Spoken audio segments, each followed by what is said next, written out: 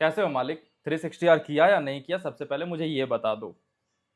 और ये बात मान लो, मैं हमेशा तुम्हें कुछ ना कुछ लॉजिक दे के समझाता हूं, बट मुझे आज खुद पे भरोसा नहीं है कि मैं ये बात समझा पाऊंगा या नहीं, क्योंकि ये एक्सपीरियंस पे बेस्ड है। हर चीज डेटा पे बेस होती है, ठीक है। लेकिन अगर मेरे एक्सपीरियंस का कोई डेटा बनाया जाता तो ये फैक्ट निकल के आ जाता, बच्चों की तैयारी से रिलेटेड।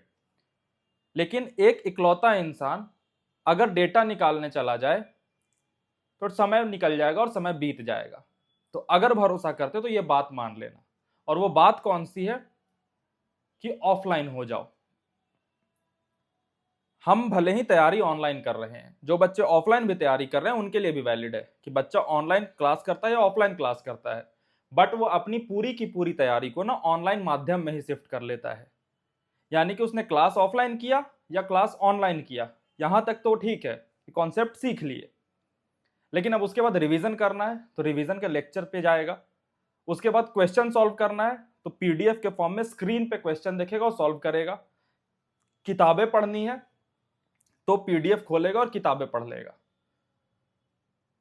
मेरी ये सजेशन मानो, मैंने अभी तक ये देखा है कि ऑनलाइन यानी स्क्रीन के थ्रू बच्चा जितना ज्यादा डेटा कंज्यूम करता है उसके दिमाग में उतना नहीं टिकता जो कि वो ऑफलाइन मटेरियल्स के थ्रू करता है। यानी कि एक एग्जांपल से बताता हूं। मान लो कि तुम्हें कोई मटेरियल सॉल्व करना है, क्वेश्चन बैंक कोचिंग के कोई मटेरियल है वो सॉल्व करना है। तो दो तरीके हो सकते हैं, एक ऑफलाइन वाला मटेरियल खरीद लिया और पेपर पे सॉल्व कर रहे हैं, और एक हो सकता है ऑनलाइन में पीडीएफ डाउनलोड कर लिया और उसे सॉल्व कर रहे हैं।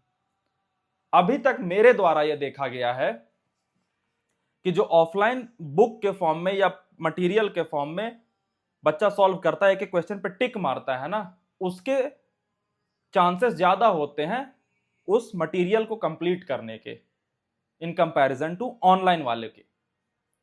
अगर तुमने अभी तक दोनों मीडियम ट्राई कर रखे हैं कि ऑफलाइन में भी और ऑनलाइन में भी, पीडीएफ से भी और क्वेश्चन बुक से भी, तो तुम्हें भी यह महसूस हो गया होगा कि बुक वाले में ना अलग फील आता है। और ये मेरा भी पर्सनल एक्सपीरियंस है। मेरे पास, मैंने सोचा कि मैं आईपैड लूंगा, आईपैड में नोट्स बनाऊंगा। मुझे भी लिखना होता है, बहुत सारी चीजें लिखनी होती है, मैं आईपैड में नोट्स बनाऊंगा। एक टाइम के बाद मैं हार गया, मैं अडेप्ट नहीं कर पाया। किताबें पढ़ने के लिए भी मैंने सोचा कि यार, ये क्या इतने सारे जमावड़े लगा रखा है मैंने, किंडल खरीदूंगा, किंडल पे आराम से पढ़ूंगा। मेरे से नहीं हो पाया, मेरे दिमाग में रिटेन ही नहीं हो रहा था। जब तक मेरे हाथ में हार्ड कॉपी नहीं आता ना, मेरे से नहीं हो पाता। हाँ, ये है कि ऑनलाइन में पीडीएफ वगैरह फ्री मिल जाते हैं और एक्सेसिबल आसानी से होता है, ऑफलाइन में थोड़े पैसे खर्च करने पड़ते हैं। तो जब सिलेक्ट हो जाओगे ना तो ये पैसे मायने नहीं रखेंगे। लेकिन अगर नहीं सिलेक्ट होगे ना तो उस टाइम एक ख्याल आता है कि शायद मैं 200-300 रुपए लगा लेता। कॉपी खरीदो, भले ही रद्दी वाली कॉपी खरीदो, काले पेजेज वाली, लेकिन कॉपी में लिख के क्वेश्चन सॉल्व करना। यानी कि जो सीखना है हमें कॉन्सेप्ट, ठीक है, वो भले ही ऑनलाइन लेक्चर से हमने सीख लिया, लर्निंग ऑनलाइन लेक्चर से हो गई, कॉन्सेप्ट हमने ऑनलाइन लेक्चर से सीख लिया, लेकिन उसके बाद उस कॉन्सेप्ट पे मास्टरी करने के लिए जितनी भी चीजें रिक्वायर्ड है वो हम ऑफलाइन माध्यम में करेंगे, चाहे वो किताबों से सॉल्व करना हुआ। एक एग्जांपल दे देता हूं, पीवाईक्यूज हर जगह मिल जाते हैं, पीवाईक्यू के लिए बहुत सारे एप्स भी आ गए हैं, बट मेरे द्वारा यह देखा गया है कि जो बच्चा किताब खोल के उसमें एक एक टिक लगाता है और वो पीवाईक्यू सॉल्व करता है, उसके चांसेस ज्यादा है करने के और उसके रिटेन ज्यादा होते हैं। अब इसका मैं तुम्हें रिटर्न डेटा तो नहीं दे सकता, इसका बताया तो कि एक्सपीरियंस ही है कि मैं बच्चों से बात करता हूं। बच्चे बहुत सारे पीडीएफ्स अपने फोन में सेव करके रखते हैं क्योंकि फ्री है या फिर बहुत मिनिमम कॉस्ट पे है, लेकिन वो कभी खोलते नहीं है। इसके बारे में मैंने एक बार बात की थी, इसे होर्डिंग सिंड्रोम कहते हैं, कि जितनी भी चीज हमें दिख रही है हम उसे होर्ड करके रखते हैं, भले ही यूज करें या ना करें। तो ऑफलाइन हो जाओ। अब बहुत सारे बच्चों के मन में ये आ रहा होगा, जो मुझे काउंटर करेंगे, भैया ऑफलाइन हो जाएंगे तो आपको भी कैसे देखेंगे। एक कहानी है, एक आदमी हुआ था जिसने भगवान शिव की बहुत तपस्या करी। तो भगवान शिव बहुत प्रसन्न हो गए और उसने बोला वरदान मांगो। उसने बोला कि मैं जिसके ऊपर हाथ रख दूं वो जल जाए, ताकि मैं पूरी दुनिया पे कब्जा कर पाऊं। भगवान शिव ने खुशी खुशी में दे दिया वरदान। अब जैसे ही वरदान मिला, वो सबसे पहले हाथ अपना लेकर के भगवान शिव के पीछे ही दौड़ने लगता है कि मैं आप ही पे रखूंगा। यही तुम्हारे साथ भी हो सकता है कि मैं चाहता हूं तुम सिलेक्ट हो जाओ, तो मैंने तुम्हें एक वरदान दे दिया ये देखने का कि ऑनलाइन में क्या दिक्कत है और ऑफलाइन में क्या सही है। लेकिन तुम ये वरदान जैसे ही पालोगे, सबसे पहले मेरे ऊपर ही हाथ रखने दौड़ोगे। दौड़ो, मैं तो बच जाऊंगा, क्योंकि उस कहानी में भगवान शिव भी बच गए थे। अंत में वो राक्षस मारा जाता है। तो मेरा काम था तुम्हें बताना कि जितना मैक्सिमम हो सके ऑफलाइन जाओ। अलार्म हो सके तो अलार्म की घड़ी ले लो। इस स्क्रीन से जितना दूर हो सकते हो जाओ।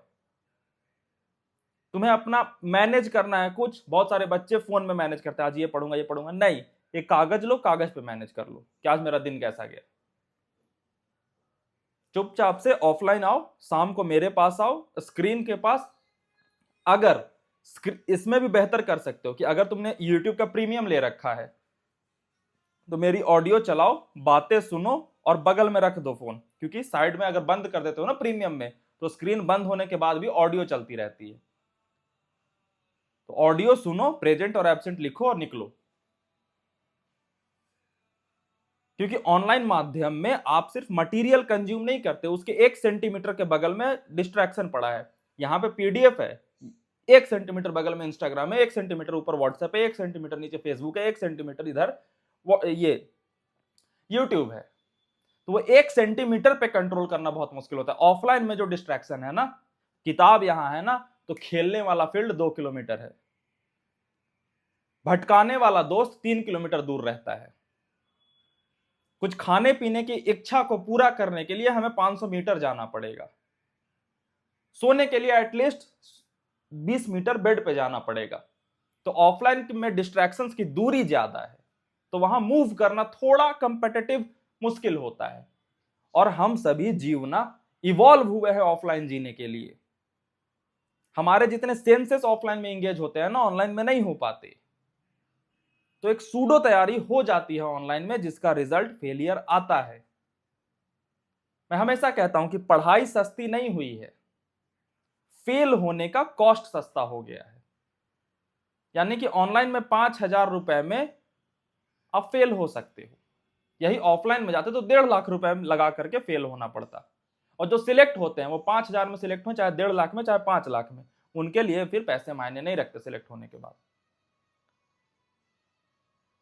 उन्हें वापस मिल जाते हैं। जो 1.5 लाख रुपए लगा करके जा रहे हैं किसी कोचिंग में, वो जब सिलेक्ट हो जाते हैं उन्हें 2-3 लाख 10 लाख मिल जाते हैं।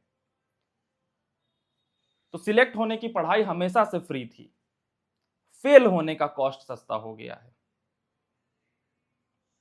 तो अगर कर सकते हो तो कर लेना, नहीं कर सकते तो इस बात को झूठ मानना, क्योंकि ऐसा कुछ नहीं है जो तुम नहीं कर सकते। कल मिलते हैं, प्रेजेंट और एब्सेंट लिखते रहना। Good night.